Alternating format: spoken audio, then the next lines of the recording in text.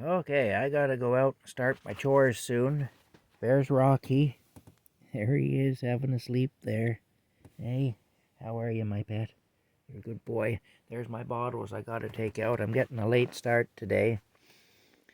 I just wanted to tell a story here. I'm 54, so I'm just old enough that I caught the tail end of a lot of things as the world changed. And one of the things that I remember really well is that generation that had come through World War II. My dad was 8 years old when World War II ended. My grandparents were of the generation that actually fought in World War II. They lost a lot of friends and so on to it.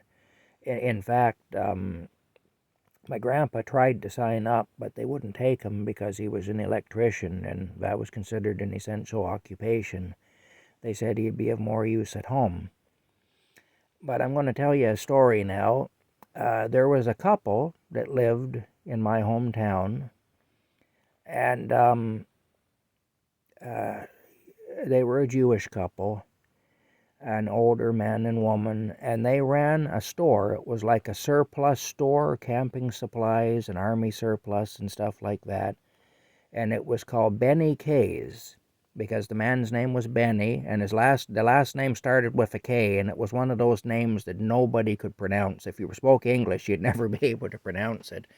So we all just called him Benny K anyway, and he was a very much loved part of our community, you know. And I know I really liked Benny anyway. I got along real well with Benny, and we were kind of friends, really. In fact, one time he even let me go upstairs in the store to where he stored different things that he didn't normally let people see what was up there, but I remember one time he let me go up there and look around, and that was a real honor to be able to do that because I was one of a handful of people he ever trusted to do that. Anyway, this story though was more about Benny's wife than Benny. I was in the store one time and I had bought something. I can't remember what now, but occasionally I bought stuff there. And I had bought something there, and she was ringing it up on the cash register, and she always wore long sleeves, this lady did. Anyway, even in the heat of the summer, she wore long sleeves, and there was a reason for that. When she was ringing up my purchase, her sleeve rolled up a little bit, and you could see the number tattooed on her arm. This was a lady who had survived the death camps. And I remember that her sleeve went up and the number was exposed. And she got this look on her face. She was terribly embarrassed. And she pulled her sleeve down. And she just looked at me and I could tell she was embarrassed, as if she had anything to be ashamed of. And I remember I just looked at her and I said, yeah, well, you got nothing to be ashamed of. You survived and they put you through God knows what, but you got nothing to be ashamed of. You know. And don't worry about that. You got nothing to be ashamed of. You know. And she was very quiet. She didn't really say much, but I remember that though. That was Benny K's wife. I don't know what her first name was now. Mrs. K, I guess we call her. I don't know, but she was a nice person though. They were both nice people anyway. Another person I remember was a car salesman. He worked at our local GM dealership, and his name was Al Kalarick. Aloysius Kalarick was his proper name, really. And he was from the Eastern Bloc. He had escaped from one of the communist countries over there back in the late 1940s. I think 1947 or 48. And what had happened with him was he had been running a diner over there at an airport. And I guess he had had some conversations when he was working in a diner or whatever with people, and he had expressed a dissatisfaction with the government. And of course, you didn't do that. That'd get you into a lot of trouble. Somebody reported him to the secret police, and he got a heads up that the police were on their way. They were coming for him. And he knew what that meant. If the secret police took you away, you were never seen again. And so he managed to make a run for the border. He got into his car and he drove to the border and he got across the line.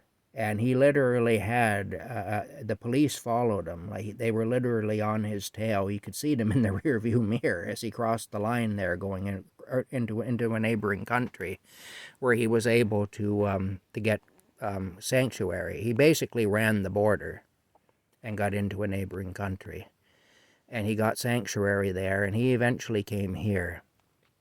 And that man, I'll tell you, he was an awful good guy. He was a real gentleman. And he just, he was an honest, it's funny to say a car salesman being honest, but he was. He was an honest man. He was a good man. He and his wife, I remember his wife used to bake beautiful cakes. And everybody used to order cakes from her if they had birthdays or anything like that, a special occasion, because his wife, Pauline, made beautiful cakes.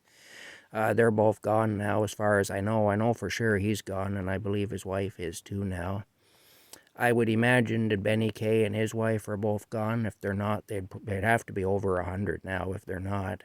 They eventually moved to Toronto because that's close to where their synagogue is. And I don't know, they may have had people there too. I'm not sure if they had family there or not, but I know they moved there partially because that's where their synagogue is anyway. But I would imagine they're long gone now too. They were quite old when they moved away from Perth and went to Toronto. Anyway, I just wanted to say that I feel really privileged to have known people like that. And it's part of being my age that I'm able to remember people like that. And that's kind of an honor, really, to be able to say that I met people who had gone through those kinds of situations and that I knew them personally, and that they were even friends. It makes me feel pretty good anyway. I get kind of emotional sometimes, I guess, but it's kind of an emotional situation when you think about it. A lady being ashamed because she survived the death camps, being ashamed to have that tattoo. To me, that's a mark of I don't know, it's a mark of honor almost, the fact that she had gone through that and came out the other end of it and was as kind-hearted and as good a person as she was. Takes a good person to come through that and not be a real piece of crap at the other end of it, So like I say, good on her. Good on her and her husband. Good on Al Kalarick. And good on anyone else who came through all that and came out the other end of it. And like I say, I knew a lot of people who served over in the war too, and I knew some of their stories. I had a great uncle who served over in the war. I had a few great uncles that did, actually. One in particular that I can remember who did, though, and I know some of his war stories. One of my great uncles who served in the war, when he came home, they had a big family get-together. This was in the late 1940s, I guess his sister, my great aunt, she came up behind him and she tapped him on the shoulder, and he turned around and he decked her. He knocked her out cold. And he felt terrible about it, when she came to. He was apologizing profusely. He didn't mean to do that. But he told her, he said, never come up behind me, because he said, I was just in a place where if somebody came up behind you, it was to cut your throat. And he said, that's why I did that. It was just a reaction, and I feel terrible that I did that. But that was the reason I did it, So he said, please, never come up behind me like that, because I just react. I don't even think. I just react, So you can imagine what those people were carrying around with them anyway. And they tended to be pretty good people, though. So, good on them too, really.